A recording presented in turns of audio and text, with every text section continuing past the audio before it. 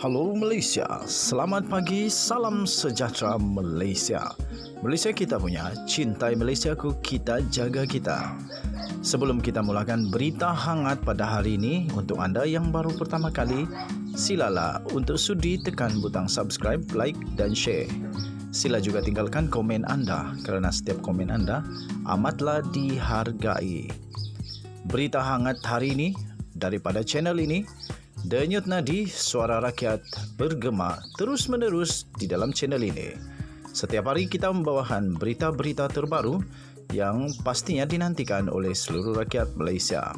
Kita akan mulakan berita kita. 1, 2, 3. Berita mula sekarang.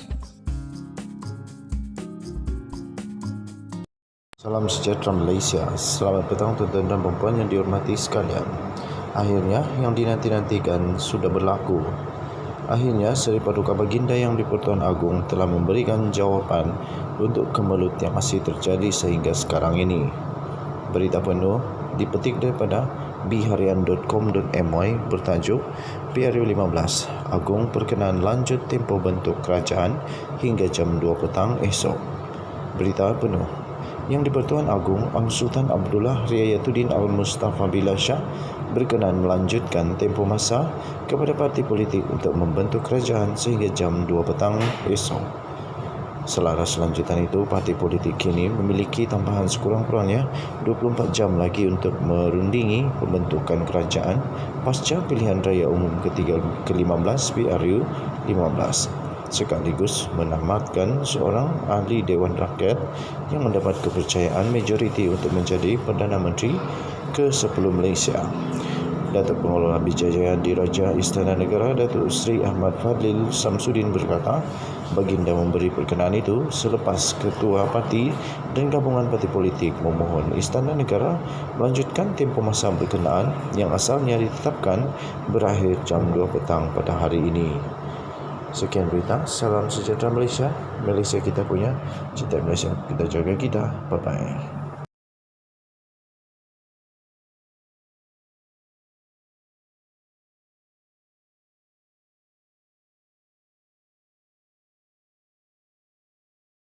Salam sejahtera Malaysia, denyut nadi suara rakyat terus bergema di channel ini. Saya berada di satu tempat yang sangat cantik, view-nya pun cantik, hebat.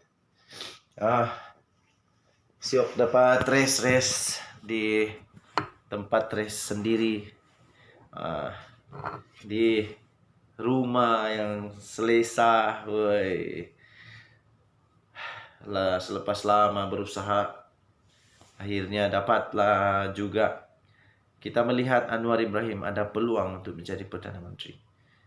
Anwar Ibrahim, saya fikir dia akan jadi Perdana Menteri. Saya fikir Anwar Ibrahim akan jadi Perdana Menteri. Kerana tidak ada pilihan untuk Zahid Hamidi kecuali dengan Pakatan Harapan. Jadi kalau Zahid Hamidi bergabung dengan Anwar Ibrahim, dia akan jadi Perdana Menteri. Tetapi pada fikiran saya, kalau Zahid tidak bergabung dengan Anwar Ibrahim pun bagus juga, supaya kita ada pembangkang yang kuat di Malaysia. Walaupun begitu, saya masih percaya Anwar Ibrahim boleh jadi Perdana Menteri. Kalau dia tidak jadi Perdana Menteri, saya malu kah? Tidaklah, semua orang ada teori sendiri. Okey, saya percaya dengan sentimen, dengan kajian, analisis yang saya dapat sekarang ini, sebenarnya banyak sumber yang masuk memberikan maklumat dan sebagainya, dan berkata sekarang ini Anwar Ibrahim memiliki peluang lebih beberapa peratus, lebih kurang 7% Anwar Ibrahim boleh menang. Apabila data dikumpul,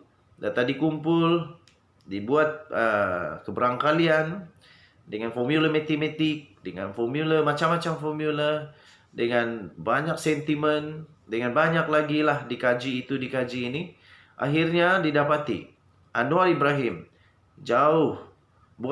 sedikit meninggalkan, 7% meninggalkan Muhyiddin Yassin untuk menjadi Perdana Menteri. Kerana apa?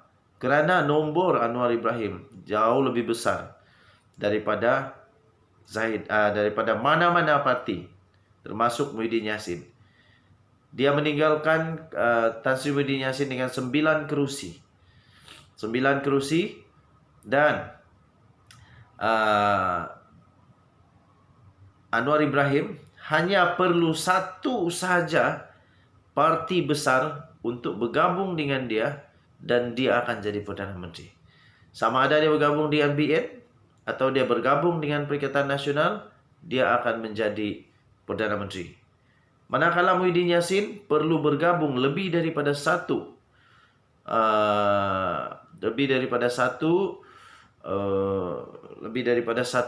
parti atau gabungan, barulah dia boleh jadi Perdana Menteri. Contoh kata, kalau BN sahaja bergabung dengan Muhyiddin Yassin, tidak cukup. Dia perlu lagi GPS dan GRS.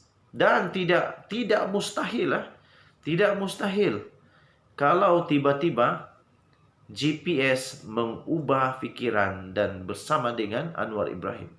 Tidak mustahil kalau semua parti yang lain, Warisan, Bebas, KDM, PBM, semua ini menyokong Anwar Ibrahim. Tidak mustahil boleh berlaku. Okey? Tidak mustahil boleh berlaku. Okey, jadi kerana itu saya fikir Anwar Ibrahim ada peluang untuk menjadi Perdana Menteri yang ke-10 Malaysia.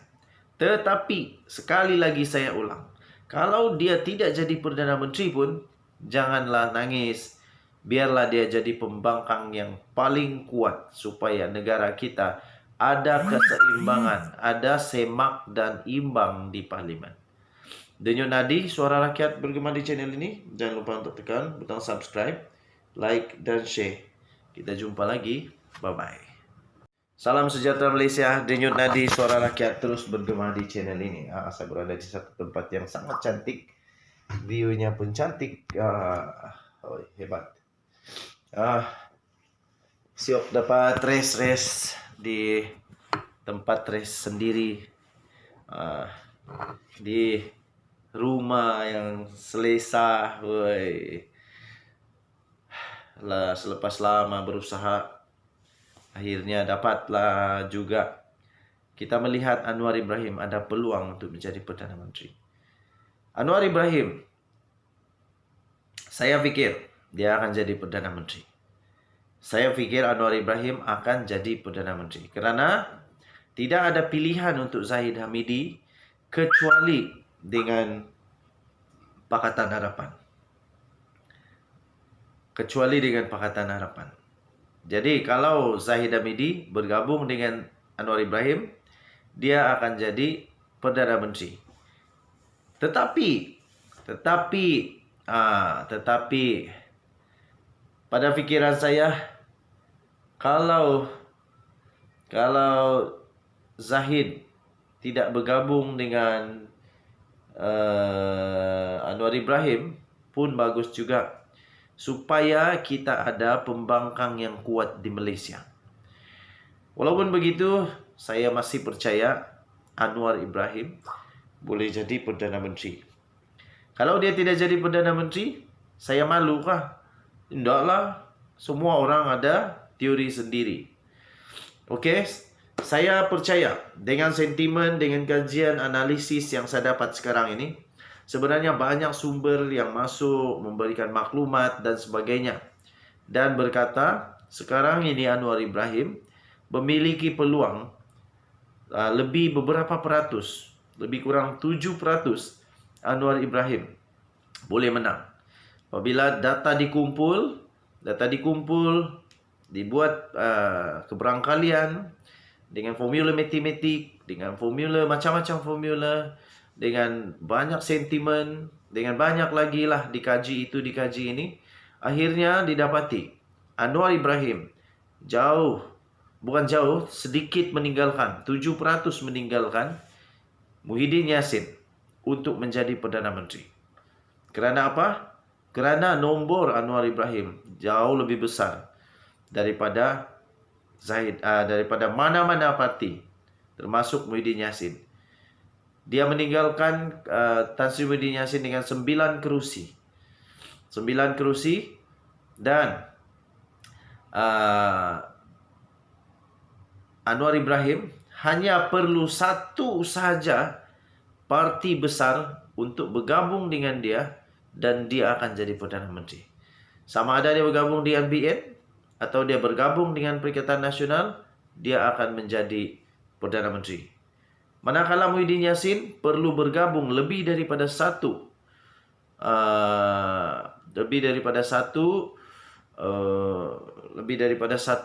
parti atau gabungan, barulah dia boleh jadi Perdana Menteri.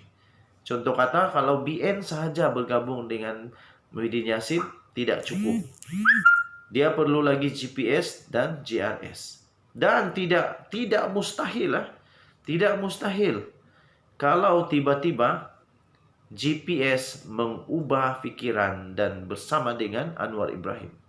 Tidak mustahil kalau semua parti yang lain, Warisan, Bebas, KDM, PBM, semua ini menyokong Anwar Ibrahim. Tidak mustahil boleh berlaku. Okey? Tidak mustahil boleh berlaku. Okey, jadi kerana itu saya fikir Anwar Ibrahim ada peluang untuk menjadi Perdana Menteri yang ke-10 Malaysia.